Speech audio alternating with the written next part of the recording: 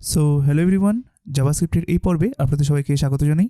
তো চলুন দেখা যাক আজকে আমরা জাভাস্ক্রিপ্টের এই পর্বে জাভাস্ক্রিপ্ট সম্বন্ধে কী কী জিনিস শিখতে চলেছি। তো আজকে আমরা দেখব জাভাস্ক্রিপ্টে ফাংশনের মধ্যে আমরা অবজেক্টকে কীভাবে ব্যবহার করতে পারি। আমরা অবজেক্ট নিয়ে গত পর্বগুলোতে অনেক কিছু শিখেছি, ইভেন এর পরবর্তী যে পার্টগুলো হবে সেগুলো সব অবজেক্ট রিলেটেডই হবে, কারণ অবজেক্টের মধ্যে অনেক কিছু জিনিস শেখার আছে। তো সেগুলোকে আমি চাইছি যে আপনারা কিছুটা পরিমাণে শিখুন, যাতে আপনাদের পরবর্তীকালে অবজেক্ট নিয়ে কাজ করতে আপনাদের কোনো সমস্যাই না হয় সেই কারণে। তো সেটারই একটা পার্ট হচ্ছে আজকে আমরা দেখব যে কীভাবে আমরা ফাংশনের ভিতরে আমরা অবজেক্টকে ব্যবহার করতে পারি। এতগুলো দিন আমরা শুধুমাত্র অবজেক্টকে বাইরেই ব্যবহার করতাম, তো আজকে আমরা দেখব যে কীভাবে আমরা একটা ফাংশনের ভিতরে আমরা একটা অবজেক্টকে ব্যবহার করতে পারি। তো আশা করি আজকের এই ক্লাসটি আপনাদের খুবই ভালো লাগবে। তো চলুন শুরু করা যাক।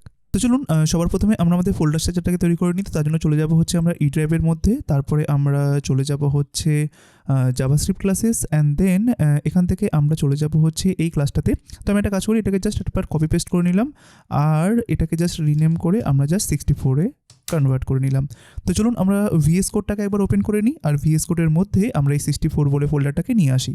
সো ভিএস কোড ওপেন হয়ে যাওয়ার পরে আপনারা এখান থেকে ফাইলে ক্লিক করুন, তারপরে দেখুন এখানটাতে রয়েছে অ্যাড ফোল্ডার টু ওয়ার্কস্পেস, এখানে ক্লিক করুন, আর তারপরে মনে করুন আমি এখান থেকে চলে যাব হচ্ছে আমাদের this PC, then E drive, দেন এখান থেকে আমরা চলে যাব হচ্ছে জাভাস্ক্রিপ্ট ক্লাসেস, অ্যান্ড এরপরে আমরা জাস্ট ওই ক্লাসটাকে আমরা চুজ করে নিই যেটা কিনা হচ্ছে আমাদের 64। এটাকে ক্লিক করে জাস্ট অ্যাডে ক্লিক করে দিলাম। দেখুন এখন ফোল্ডারটা আমাদের এখানে চলে এসেছে 64 বলে ফোল্ডারটা। আর যথারীতি আমাদের এখানে index.html রয়েছে, যেটাকে আমরা ওপেন করে নেব, আর জেএস এর ভিতরে থাকা custom.js-কে আমরা ওপেন করে নিলাম। এগুলো আমরা গত পর্বগুলোতে করেছি, তাই এগুলো নিয়ে আশা করি আপনাদের আর কোনো সমস্যা হবে না। তো চলুন এবার আমরা একটা কাজ করি, আমাদের এই যে আগের ফাইলের মধ্যে যেগুলো রয়েছে সেগুলোকে সবগুলোকে আমরা মনে করুন আমরা রিমুভ করে দিচ্ছি। এখান থেকে সমস্ত কিছুকে আমি রিমুভ করে দিলাম, আর এটার মধ্যে জাস্ট 63 রয়েছে, আমি এটাকে 64 করে দিচ্ছি, আর এখানটা এটা থাকুক। আর custom.js-এর মধ্যে আমি জাস্ট এই মুহূর্তে একটা অ্যালার্ট করে দিচ্ছি যাতে আপনাদের বুঝতে সুবিধা হয়। অ্যালার্টের মধ্যে আমি মনে করুন লিখলাম হ্যালো। ঠিক আছে, আমি এটাকে সেভ করবো। চলুন এবার আমরা ফাইলটাকে রান করি। তার জন্য আমরা ফোল্ডারের ভিতরে যাব, এর ভিতরে যাব, আর এটাকে জাস্ট একবার ডাবল ক্লিক করব। So Google Chrome, and just once or always, just ওয়ান্সই করলাম, অ্যান্ড দেখুন এখানটাতে একটা হ্যালো কিন্তু পপআপে চলে আসলো বা অ্যালার্টে চলে আসলো, তাই না? আপনি ওকেতে প্রেস করুন। ঠিক আছে, আমাদের ফাইল ঠিকঠাকভাবে রান করছে। তো দেখুন গত পর্বগুলোতে আমরা অবজেক্ট নিয়ে আলোচনা করেছিলাম। তো অবজেক্টটা লিখতে হয় কী করে? আমরা দেখুন আগে এখানে একটা অবজেক্ট তৈরি করতাম, তাই না? যেরকম মনে করুন আমি এখানে লিখতাম যে let user is equal to, এরকমভাবে একটা অবজেক্ট লিটারেলভাবে আমরা তৈরি করতাম। দু ধরনের সিনট্যাক্স হয়, এটা আপনাদেরকে বলেছিলাম। একটা হচ্ছে লিটারেল, অর্থাৎ এরকমভাবে জাস্ট কার্লি ব্রেসেস ওপেন করে করা, আর একটা হচ্ছে কনস্ট্রাক্টর। যেরকম কনস্ট্রাক্টর রয়েছে সেটা আমরা পরবর্তীকালে আরও আলোচনা করব যে কনস্ট্রাক্টর কী হয়। এই মুহূর্তে আপনারা জানুন যে জাস্ট অবজেক্ট তৈরি করতে গেলে আমাকে এরকমভাবে কার্লি ব্রেসেস বা সেকেন্ড ব্র্যাকেট ওপেন ক্লোজ করতে হয়, তারপরে এর ভিতরে আমরা প্রপার্টি নেম দিতে পারি, তাই না? যেরকম মনে করুন নেম, আর তার একটা প্রপার্টি ভ্যালু, বা এরকম দিয়ে দিলাম যে ফার্স্ট নেম, এরকম করতে পারি যে ফার্স্ট, তারপরে এনটা ক্যাপিটাল হবে যেহেতু আমরা ক্যামেল কেস ইউজ করি। তো মনে করুন এখানটাতে আমি দেব যে ফার্স্ট নেম, মনে করুন আমি এটা দিলাম, আর তারপরে আমরা জানি কমা দিতে হয়, আর এখানটাতে মনে করুন যে সরি, এটা কোটেশন দিলেও হয় না দিলেও হয়, আপনারা জানেন। আর এখানটাতে লাস্ট নেম কোলন, মনে করুন আমি এখানটাতে এটা দিয়ে দিলাম। ঠিক আছে, খুবই সিম্পল। আর আমরা অবজেক্টটাকে জানি কীভাবে কল করতে হয়, বা কীভাবে মডিফাই করতে হয়, বা কীভাবে অ্যাড করতে হয়, এগুলো সব আমরা জানি, আমরা শিখেছি। কিন্তু এতদিন পর্যন্ত দেখুন আমরা অবজেক্টটাকে কোথায় তৈরি করতাম? বাইরে তৈরি করতাম, তাই না? এবার ভাবুন তো, যদি আমি আপনাকে বলি একটা ফাংশন তৈরি করুন, যেই মুহূর্তে আমি ফাংশনটাকে কল করব তখন এই যে ইউজার বলে অবজেক্টটা যেটা আগে বাইরে ক্রিয়েট হতো সেটা ফাংশনের ভেতরে তৈরি হবে। জিনিসটা কত ইজি না? ভাবুন, আগে আমরা অবজেক্টটা এরকমভাবে তৈরি করতাম, এখন আপনাকে বলা হলো এই সেম অবজেক্টটাই তৈরি করুন, বা এই সেম জিনিসটাই তৈরি করুন, কিন্তু এই তৈরিটা এরকমভাবে বাইরে হবে না, কোথায় হবে? একটা ফাংশনের ভেতরে। অর্থাৎ আমি একটা ফাংশন কল করব, সাথে সাথে এই ইউজার বলে অবজেক্টটা ওখানটাতে তৈরি হয়ে যাবে। ঠিক আছে, তো চলুন জিনিসটা তৈরি করা যাক। সো মনে করুন আমি এই মুহূর্তে এটাকে একটু কমেন্ট করে রাখলাম। ঠিক আছে, আমরা সেম জিনিসটাই কোথায় তৈরি করবো? একটা ফাংশনের ভিতরে। তাহলে আমাকে কী করতে হবে? একটা ফাংশনকে তৈরি করতে হবে। তো চলুন একটা ফাংশনকে আমরা তৈরি করে নিই। তো আমরা এখানটাতে লিখবো যে ফাংশন, আমরা অনেক রকমের ফাংশন শিখেছি, তো পরবর্তীকালে আমরা ফাংশন নিয়ে আরও বিস্তারিত আলোচনা করব। আমরা অ্যারো ফাংশনও শিখেছি, বাট সেগুলো পরে। জাস্ট শিখে নেওয়ার জন্য আমরা জেনে গেছি যে অ্যারো ফাংশন কতটা সহজ হয়, ফাংশন এক্সপ্রেশন সম্পর্কে আমরা জেনেছি, অনেক কিছু সম্পর্কে জেনেছি, তাই না? আরও পরবর্তীকালে বিস্তারিত আলোচনা করব, বাট এই মুহূর্তে মনে করুন আমরা যে নর্মাল সিনট্যাক্সটা থাকে ফাংশনের, আমরা সেটাতে স্টিক করছি। সো আমরা এখানটাতে লিখলাম যে ফাংশন, মনে করুন এখানে লিখলাম যে ক্রিয়েট ইউজার বলে একটা ফাংশন তৈরি করলাম, ক্রিয়েট ইউজার। ঠিক আছে। সো এই ফাংশনের মধ্যে কি কোনো প্যারামিটার থাকবে? ফর দ্য মোমেন্ট না, মনে করুন। আর আমি কি করব, এই ফাংশনের কাজটা কি আমরা জানি। এই ফাংশনের কাজ হচ্ছে এই সেম জিনিসটাই এখানটাতে তৈরি করা। আমি এখান থেকে উপর থেকে এটাকে কপি করলাম, এখানে জাস্ট পেস্ট করে দিলাম। তাহলে দেখুন, যদি আমি এই মুহূর্তে এই ফাংশনটাকে কল করি তাহলে কি হবে বলুন তো? ফাংশনটা একটা অবজেক্ট ক্রিয়েট করবে। যেরকমভাবে আমি যদি এখানটাতে এটাকে কল করি, যেরকম আমি যদি এইখানটাতে যাই, আমি যদি এইখানটাতে যাই, আমি যদি এটাকে জাস্ট এরকম করে দিই, দেখুন ফাংশনটা কিন্তু এখন কল হবে, তাই না? বাট আমরা কোনো আউটপুট পাবো না। কেন আউটপুট পাবো না? কারণ আউটপুট করার জন্য যেগুলো দরকার, অর্থাৎ ধরুন console.log করা, সেগুলো তো আমরা করিনি, তাই না? বাট সেগুলো আমরা পরে আলোচনা করব। আমরা এই মুহূর্তে একটা ফাংশন ক্রিয়েট করেছি, তার ভিতরে একটা অবজেক্টকে ক্রিয়েট করেছি আর জাস্ট ফাংশনটাকে কল করেছি। চলুন দেখা যাক যে এতটুকু অবস্থাতে কোনো এরর দিচ্ছে নাকি। সো আমরা চলে যাবো আমাদের ব্রাউজারে। সো আমি এখানটাতে গেলাম, যাওয়ার পরে আমি জাস্ট কনসোলটাকে ওপেন করলাম F12 এর মাধ্যমে। সো এখানটাতে আসার পরে মনে করুন আপনি এখান থেকে জাস্ট একবার রিফ্রেশে প্রেস করুন। দেখুন কনসোলে চলে যাই, চলুন আমরা। না, কনসোলে কিন্তু কোনো এরর নেই, মানে আমাদের স্ক্রিপ্ট ঠিকঠাকভাবে রান করছে, তাই তো? বেশ, এইবার চলুন আমরা একটা কাজ করি।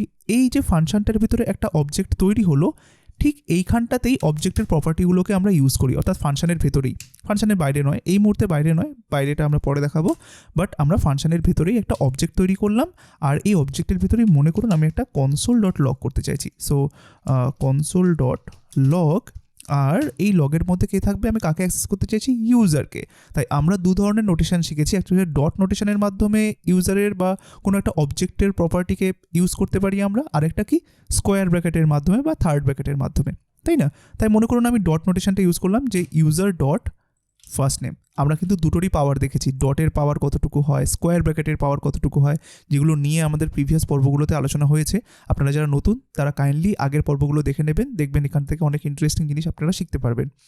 সো আমি যদি এখন এখান থেকে ইউজার ডট ফার্স্ট নেমটাকে কল করি, তার মানে এখন কি বোঝাচ্ছে বলুন তো? জাভাস্ক্রিপ্ট সবার প্রথমে কোথায় আসবে? এইখানটাতে আসবে। কি করবে? ফাংশনটাকে কল করবে, ফাংশনটার কাছে যাবে, তারপরে একটা অবজেক্টকে তৈরি করবে, তারপরে দেখবে একটা console.log রয়েছে, তারপরে কি করবে? ওই যে অবজেক্টটা তৈরি হলো সেই অবজেক্টটার কোন প্রপার্টিটাকে ও জাস্ট শো করছে? ফার্স্ট নেমটাকে, তাই না? সো আমি এটাকে সেভ করলাম, আমি একবার ব্রাউজারে যাব, একবার রিলোডে প্রেস করলাম। দেখুন এখানটাতে আপনি দেখতে পাচ্ছেন, আমি তো আপনাদেরকে রিসেট, এখানে গেলাম, এইটাকে আমি একটু বড় করে দিই। সো দেখুন আমরা কিন্তু এখন জিনিসটাকে দেখতে পাচ্ছি। তাহলে দেখুন, ফর দ্য মোমেন্ট আমরা একটা অবজেক্টকে একটা ফাংশনের ভিতরে ক্রিয়েট করলাম, তাই না? বেশ, খুবই ইন্টারেস্টিং জিনিস। আর হ্যাঁ, এটাকে আমরা স্কোয়ার ব্র্যাকেটের মাধ্যমে ব্যবহার করতে পারি। যেরকম আমি যদি এটাকে এরকম করি যে ইউজার আর ভিতরে ফার্স্ট নেমটা কি আমি এরকমভাবে দিতে পারি? এরকমভাবে দিলে কিন্তু এক মানে বোঝায়, আর এইরকমভাবে দিলে কিন্তু আরেকটা মানে বোঝায়, ঠিক আছে? এবার আপনারা জানেন, যদি আমি এটার মধ্যে কোটেশন না দিই তাহলে কি বোঝায় বলুন তো? যে ফার্স্ট নেম বলে একটা ভেরিয়েবল রয়েছে, ওই ভেরিয়েবলের যে ভ্যালুটা থাকবে সেটাকে এখানকার কি হিসাবে ব্যবহার করো, ঠিক আছে? আর যদি আমি এখানটাতেই কোটেশন দিয়ে দিই, তার মানে কি বোঝায়? যে এই ইউজার বলে অবজেক্টটার মধ্যে ফার্স্ট নেম নামক একটা প্রপার্টি নেম রয়েছে। দেখুন এটা বোঝাচ্ছে, তাই না? আর যদি আমার কোটেশন না থাকে তাহলে কি বোঝায়? যে ইউজার নামক অবজেক্টের মধ্যে একটা প্রপার্টি রয়েছে, আর সেই প্রপার্টি নেমটা কোথা থেকে আসছে? ফার্স্ট নেম নামক একটা ভেরিয়েবলের মধ্যে। অর্থাৎ যখন আপনি কোটেশন এরকমভাবে না দেন, তখন জাভাস্ক্রিপ্ট এটা মনে করে যে এই ফার্স্ট নেম বলে একটা ভেরিয়েবল রয়েছে, তার মধ্যে কোনো একটা কি রয়েছে, বা মনে করুন আমি কি জাস্ট স্পেলিংটা ভুল রয়েছে, থাকুক। এই ফার্স্ট নেমের মধ্যে যে ভ্যালুটা থাকবে সেটাই তখন ইউজারের এই কি হিসাবে এখানটাতে এরকমভাবে চলে আসে, যেটা কিনা আমরা গত পর্বগুলোতে আলোচনা করেছি। সেটা নিয়ে আমরা এখন আর বিস্তারিত আলোচনা করলাম না। বাট থার্ড ব্র্যাকেট ইউজ করলে অবশ্যই আপনাকে এখানে কোটেশন দিতে হবে এরকম করে, যাতে ও ফার্স্ট নেমটাকে বুঝতে পারে। তাই চলুন আমি জাস্ট এটাকে সেভ করলাম, আমি এখানটাতে যাব, একবার রিফ্রেশে প্রেস করব, দেখুন সেম আউটপুট আসছে। কিন্তু যদি মনে করুন আমি যদি এখান থেকে এটাকে সরিয়ে দিতাম তাহলে কি হতো বলুন তো? না, জাভাস্ক্রিপ্ট কী ভাবতো? যে ফার্স্ট নেম বলে একটা ভেরিয়েবল রয়েছে, ওই ভেরিয়েবলের ভ্যালুটাকে এখানটাতে বসাও, যেটা কিনা ওই ইউজারের প্রপার্টি নেম হবে। কিন্তু দেখুন আমরা তো ফার্স্ট নেম বলে কোনো ভেরিয়েবলই নেই, তাই না? দেখুন এখানটা তারা এরর দিয়ে দিল যে first name is not defined, ঠিক আছে? এগুলো নিয়ে আপনারা জানেন, তাই এগুলো নিয়ে আমি জাস্ট বিস্তারিত আলোচনা করলাম না। আর আমি এখানটাতে ইউজার ডট ফার্স্ট নেম দিয়ে দিলাম অ্যাজ ইট ইজ, ঠিক আছে? ব্যাস হয়ে গেল। এইবার দেখুন আমরা আরেকটা কাজ করি, এখনও পর্যন্ত এই ফার্স্ট নেম আর লাস্ট নেম দেখুন আমরা কি করছিলাম, জাস্ট আমরা নিজেরা লিখছিলাম। তো আমরা জানি ফাংশনের পাওয়ার সম্পর্কে, আমরা চাইলে এইখান থেকে ফাংশনের মধ্যে কি দিতে পারি, আর্গুমেন্ট দিতে পারি। সেই আর্গুমেন্টগুলো এই প্যারামিটারে যাবে, আর সেই প্যারামিটারগুলোকেই কিন্তু আমি এই ফাংশনের ভিতরে যে কোনো জায়গাতে ব্যবহার করতে পারি। তাই এখন এই যে ফার্স্ট নেম আর লাস্ট নেমটা আমি এখান থেকে দিচ্ছি, সেটা যদি আমি এখান থেকে না দিয়ে আমি যদি ফাংশনের আর্গুমেন্ট হিসাবে দিই, তাহলে তো জিনিসটা আরও সহজ হয়ে যায়, তাই না? চলুন সেটাকেই করি। তো আমরা একটা কাজ করি, আমরা এই যে ফাংশনটা ডিফাইন করেছিলাম, এখানে আমরা কিছু প্যারামিটার নিয়ে নিই। যেরকম মনে করুন এখানটাতে দিলাম যে ফার্স্ট আন্ডারস্কোর নেম কমা লাস্ট আন্ডারস্কোর নেম, ঠিক আছে? সো আমরা এবার একটা কাজ করব। এবার দেখুন জিনিসটা কতটা সুন্দর ডাইনামিক হয়ে গেল। আমি এখানটাতে আগে হার্ড কোডেডভাবে লিখছিলাম। সো সেটাকে আমি না লিখে আমি কি করব, যে আমি বলে দিলাম জাভাস্ক্রিপ্টকে যে তুমি এখানে যেটা নেবে সেটা তুমি এই ভেরিয়েবল থেকে নাও, অর্থাৎ এই প্যারামিটারটা থেকে নাও, আর লাস্ট নেম যেটা নেবে সেটা তুমি নাও হচ্ছে এইখান থেকে। এইবার আমি কি করলাম, ফাংশনটা যখন কল করছি সেখানটাতে আমি জাস্ট ওই ভ্যালুগুলোকে পাঠিয়ে দিলাম যে এইটা যাও আর এইটা চলে যাও। সো জাভাস্ক্রিপ্ট কী করবে বলুন তো, জাভাস্ক্রিপ্ট যখন ফাংশনটাকে কল করবে তখন এই যে ভ্যালুটা রয়েছে সেটা পাঠিয়ে দেবে হচ্ছে এর কাছে, আর এই যে ভ্যালুটা রয়েছে সেটা পাঠিয়ে দেবে এর কাছে। আর তারপরে জাভাস্ক্রিপ্ট ফাংশনটার ভিতরে ঢুকে এই ভেরিয়েবলটাকে ঢুকিয়ে দেবে এইখানে, আর এই ভেরিয়েবলটাকে নিয়ে চলে আসবে এইখানটাতে। ব্যাস হয়ে গেল, ঠিক আছে? তাই দেখুন এবারেও কিন্তু আমরা সেম রেজাল্ট পাবো। আমরা এটাকে সেভ করলাম, আমরা যখন এইখানে যাব একবার রিফ্রেশে প্রেস করুন, দেখুন সেম রেজাল্ট পাচ্ছি। তো চলুন আমরা একটুখানি এখানটাতে console.logটাকে একটু মডিফাই করে দিই, যে এইটা দেখাও প্লাস এখানে একটা স্পেস ক্রিয়েট করো, প্লাস এখানটাতে user.last নেমটাকেও তুমি দেখিয়ে দাও। সরি, এখানে গেলাম। সো আমি এখানটাতে দিয়ে দিলাম যে লাস্ট নেম, ঠিক আছে? আমরা এটাকে সেভ করব, আমরা এখানে যাব, একবার রিফ্রেশে প্রেস করব, দেখুন এখন পুরো নামটাই কিন্তু দেখাচ্ছে, তাই না? এখানটাতে একটা ছোট্ট ট্রিক্স আপনাদেরকে বলে দিই, যেরকম দেখুন আমি এই ফাংশনটাকে একটুখানি কমেন্ট করে রাখছি, ঠিক আছে? যাতে আপনাদের কাছে সমস্ত ভার্সনগুলোই থাকে, অর্থাৎ প্রথমে কী ছিল, তারপরে কী ছিল, তারপরে কী হলো। সো আমি এটাকে একবার কপি করলাম, আমি এটাকে জাস্ট কমেন্ট করে রাখলাম, আমি জাস্ট এই নিচে চলে আসলাম, ঠিক আছে? নিচে এসে আমি মনে করুন, বা দরকার ছিল না, আপনাদের কাছে যেহেতু ভিডিও রয়েছে আপনারা জাস্ট ব্যাকে গিয়ে জিনিসটা দেখতেই পারবেন যে আগে কী ছিল বা পরে কী ছিল। সো ঠিক আছে, সমস্যা নেই, জাস্ট আমাদের কোডটা একটুখানি বেশি হয়ে যাবে, বাট ঠিক আছে, সমস্যা নেই। সো আমরা এখানে এই ভার্সনটাকে দেখলাম কি করে আছে। তো এইবার দেখুন এখানটাতে ফার্স্ট নেম রয়েছে, লাস্ট নেম রয়েছে। আমরা আগেরটা দেখুন আন্ডারস্কোর ইউজ করেছিলাম ভেরিয়েবল নেমের জায়গায়, তাই না? তো আমরা যদি ফার্স্ট নেমটাকেই এরকম করে দিতাম যে ফার্স্ট নেম, ঠিক প্রপার্টি নেমের মতোই ভেরিয়েবল নেমটাকে রাখলাম, আর লাস্ট নেম দেখুন। আর তারপর আমাদের কি করতে হবে, এই ফার্স্ট নেমটাকে দিয়ে দিতে হবে এইখানে, আর এই লাস্ট নেমটাকে দিয়ে দিতে হবে এইখানটাতে। দেখুন তাহলেও কিন্তু অ্যাজ ইট ইজ কাজ করবে, তাই না? কারণ এটা তো হচ্ছে প্রপার্টি নেম, আর এটা হচ্ছে প্রপার্টির ভ্যালু, যেটা কিনা একটা ভেরিয়েবল থেকে আসছে, তাই দুটো নাম সেম হতেই পারে, কোনো সমস্যা নেই। সো আমি এটাকে সেভ করলাম, করার পরে আমি যখন আমাদের ব্রাউজারে আসবো, একবার রিলোডে প্রেস করব, দেখুন সেম আউটপুট আসছে, কিন্তু কোনো এরর কিন্তু আমরা পাচ্ছি না, তাই না? বেশ, এইবার দেখুন একটা ছোট্ট জিনিস আপনাদেরকে বলে দিই, যখন দেখবেন যে কোনো একটা ফাংশনের ভিতরে আপনি কোনো একটা অবজেক্টকে ব্যবহার করছেন, যেখানটাতে কিনা আপনি প্যারামিটার বা আর্গুমেন্টের মাধ্যমে ভ্যালুগুলোকে নিচ্ছেন, আর ওই প্যারামিটারের যে ভেরিয়েবল নেমটা আর প্রপার্টির যে ভেরিয়েবল নেমটা দুটোই সেম। দেখুন এখানটাতে ফার্স্ট নেম, অর্থাৎ এটা কিন্তু একটা অবজেক্টের প্রপার্টি নেম, আর এই ফার্স্ট নেমটা কি, এটা হচ্ছে একটা ভেরিয়েবল যেটা কিনা প্যারামিটারের থ্রু আসছে, আর লাস্ট নেমটা হচ্ছে একটা প্রপার্টি নেম, আর এই লাস্ট নেমটা কি, একটা ভেরিয়েবল যেটা কিনা প্রপার্টির মাধ্যমে আসছে। কিন্তু দেখুন দুটোর নামই সেম, তাই না? তাই যখন আপনি এরকম ধরনের জিনিসগুলো ইউজ করবেন, তো তখন আপনি জিনিসটাকে এরকমভাবে ডিক্লেয়ার করতে পারেন চাইলে, যে অর্থাৎ এই নামটাকে আমি এখানটাতে দিয়ে দিলাম, চাইলে আপনি এটাকে জাস্ট এরকমভাবেও করতে পারেন। তার জন্য আমি একটা কাজ করি, এটাকে জাস্ট একটুখানি কমেন্ট করে রাখলাম যাতে আপনাদের বুঝতে সুবিধা হয়। তো আমি একটা কাজ করলাম, আমি জাস্ট উপরের জিনিসটাকেই এখান থেকে কপি করে এখানে পেস্ট করলাম, ঠিক আছে?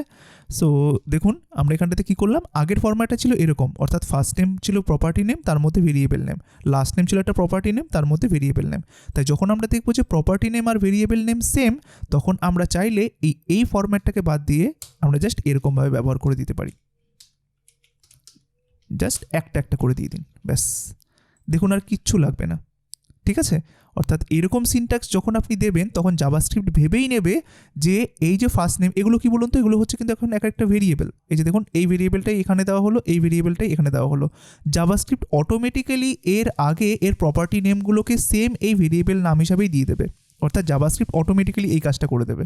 এই যে এইটা আর এইটা, ঠিক আছে? তার আগে আমরা চলুন দেখে নিই যে এই জিনিসটা ঠিকঠাকভাবে কাজ করছে নাকি। আমরা এটাকে জাস্ট সেভ করলাম। দেখুন আগে আমাদের অবজেক্টের ফরম্যাটটা কী ছিল, প্রথমে প্রপার্টি নেম দিতে হতো, তারপরে কোলন দিয়ে তার ভ্যালু দিতে হতো। এখন আমরা কী করলাম, শুধুমাত্র ভ্যালুগুলোকে দিয়ে গেলাম, অর্থাৎ এই যে ভেরিয়েবলের নামগুলোকে দিয়ে গেলাম। দেখুন আমরা এটাকে সেভ করলাম। আমি যখন এবার আমাদের ব্রাউজারে যাব, একবার রিলোডে প্রেস করব, দেখুন কাজ করছে, কোনো এরর দিচ্ছে না কিন্তু।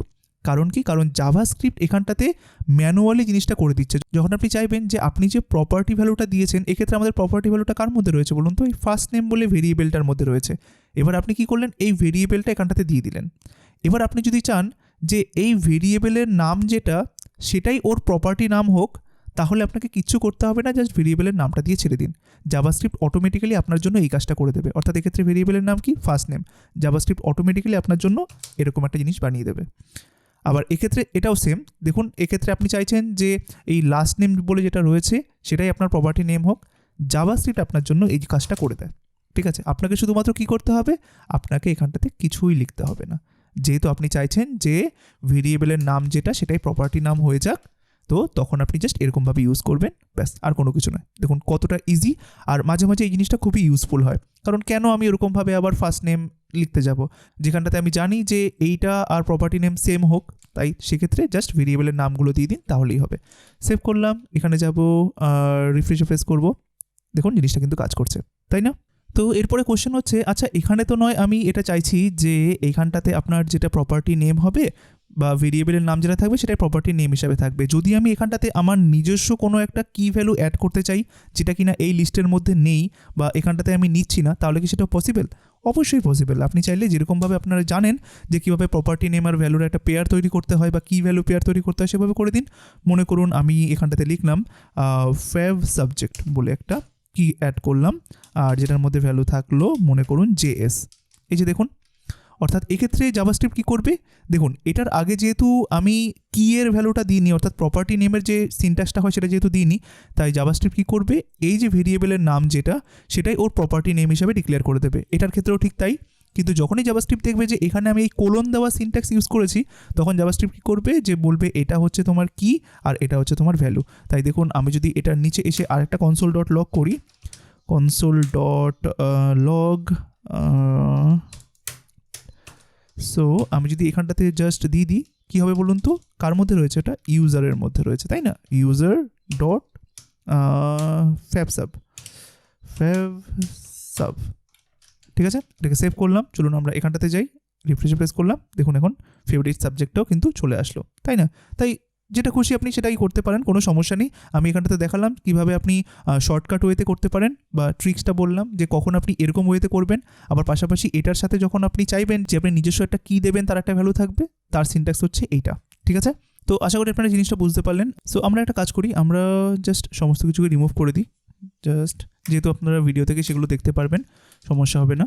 সো আমরা একটা কাজ করি, এখান থেকে এটাকেও আমি রিমুভ করে দিচ্ছি, বা এটা থাক সমস্যা নেই, বা এটাকেও রিমুভ করে দিচ্ছি। মনে করুন এগুলো আপনারা সব জানেন কী করে কী করতে হবে। আর এখান থেকে এই কনসোল লগটাকে রিমুভ করে দিয়ে সব কিছু একবারে সিম্পল করছি, ঠিক আছে? সব কিছু সিম্পল, যাতে বুঝতে দেখতে সব দিক থেকে সুবিধা হয়। তো দেখুন এই অবস্থাতে আমরা এখানটাতে কী করছি, ক্রিয়েট ইউজার বলে ফাংশনটাকে কল করে দুটো ভ্যালু দিচ্ছি। সেই দুটো ভ্যালু এখানটাতে গেল, যাওয়ার পরে একটা ইউজার বলে অবজেক্ট ক্রিয়েট হলো, যার মধ্যে কিনা এই অবজেক্টের কী হচ্ছে এইটা আর ভ্যালু হচ্ছে এটা, যেগুলো কিনা আমরা অলরেডি বললাম। তারপরে জাস্ট জিনিসগুলোকে শো করা হচ্ছে। এবার আপনি বলুন তো, আমি এই যে ধরুন এখানটাতে ক্রিয়েট ইউজার বলে ফাংশনটা কল করলাম, ক্রিয়েট ইউজারের ভিতরে একটা অবজেক্ট তৈরি হলো, তাহলে অবজেক্টটা তৈরি হয়ে যাওয়ার পরে আমি কি এই ফাংশন কলের বাইরে এসে এখানে কি আমি এরকম করে কনসোল ডট লগ করে আমি কি এটাকে কল করতে পারবো? মনে করুন আমি এই অবস্থাতে এই দুটোকে কমেন্ট করে রাখলাম, আর আমি এই ইউজার ডট ফার্স্ট নেমটাকে আমি এখানটাতে দিলাম, তাহলে কি এটা কাজ করবে? না, কাজ করবে না। চলুন দেখা যাক। আমরা যখন এখানটাতে যাব, একবার রিলোডে প্রেস করলাম, দেখুন এখানটাতে কি দেখাচ্ছে, আনকট reference error, user is not defined, অর্থাৎ ও ইউজার বলে কাউকে খুঁজেই পাচ্ছে না। এই যে দেখুন ইউজার কোথায় গেল, কারণ ইউজার তো আর গ্লোবালি নেই। ইউজারটা কার মধ্যে ক্রিয়েট হচ্ছে? ফাংশনের মধ্যে ক্রিয়েট হচ্ছে। আর আমরা যখন ফাংশন শিখেছিলাম তখন আমরা লোকাল ভেরিয়েবল আর গ্লোবাল ভেরিয়েবল একটা কনসেপ্ট শিখেছিলাম না? অর্থাৎ ফাংশনের ভিতরে যে ভেরিয়েবলটা আপনি তৈরি করেন সেটা শুধুমাত্র আপনি ফাংশনের ভিতরেই অ্যাক্সেস করতে পারবেন, ফাংশনের বাইরে কিন্তু সেটাকে অ্যাক্সেস করতে পারবেন না, ঠিক আছে? তাহলে এই যে ভ্যালুটা রয়েছে, এই যে অবজেক্টটা রয়েছে, এইটাকে এই ফাংশন থেকে বাইরে নিয়ে আসার উপায় কি? উপায় দু রকমের রয়েছে। এক রকমের উপায় রয়েছে কি, যে আমি যে ইউজার বলে ভেরিয়েবলটা এখানে ক্রিয়েট করেছি সেটা এখানটাতে ক্রিয়েট না করে বাইরে ক্রিয়েট করলাম এরকম করে, সেটা একটা হয়। আরেকটা উপায় কি, যে এই যে ইউজারটা ক্রিয়েট হলো, ক্রিয়েট হওয়ার পরে দেখুন আমরা যেরকম ফাংশনকে ভ্যালু দিচ্ছি, বলুন তো আমি যদি চাই যে ফাংশনের থেকে কোনো একটা ভ্যালু নেব, অর্থাৎ ফাংশন সমস্ত কাজ শেষ হয়ে যাওয়ার পরে আমাকে একটা ভ্যালু দেবে, তখন কি স্টেটমেন্ট ইউজ করতে হয়? ঠিক, রিটার্ন স্টেটমেন্ট ইউজ করতে হয়, তাই না? সো মনে করুন আমি এটাকে just for the moment comment করে দিলাম। তো আমি চাইছি যে এই ফাংশনটা যখন কল হবে, ফাংশনটার ভিতরে সমস্ত রকমের কাজ হয়ে যাওয়ার পরে ফাংশনটা আমাকে কোনো একটা কিছু দেবে। ঠিক আছে, তো এখান থেকে আমি এটাকে সব রিমুভ করে দিলাম। সো এই যে ফাংশনটা আমাকে কোনো একটা কিছু দেবে, তার জন্য আমাকে কি লিখতে হয়? রিটার্ন লিখতে হয়। এবার রিটার্নে আমি কাকে পাঠাতে চাইছি? এই ইউজারটাকে পাঠাতে চাইছি, যে ফাংশন তুমি এই ইউজার বলে যে অবজেক্টটা রয়েছে সেটাকে তুমি অ্যাজ এ ভ্যালু হিসাবে নিয়ে যাও।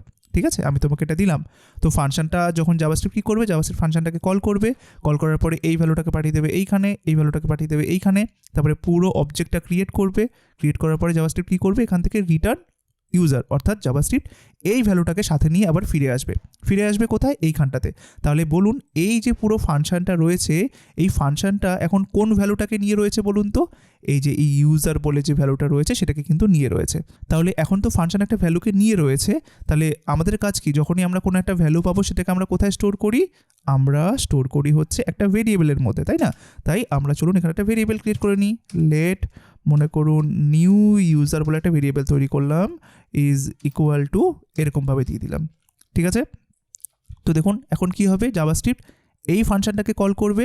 এই ফাংশনটা কি করবে, সমস্ত কাজ হয়ে যাওয়ার পরে ও একটা ভ্যালু আমার জন্য নিয়ে আসবে, আর সেই ভ্যালুটা কি? ইউজার। অর্থাৎ আপনি বলতে পারেন এই পুরো ফাংশনটা যখন কল শেষ হয়ে যাবে তখন ও আমাকে একটা ভ্যালু দেবে, আর সেই ভ্যালুটা হচ্ছে ইউজার।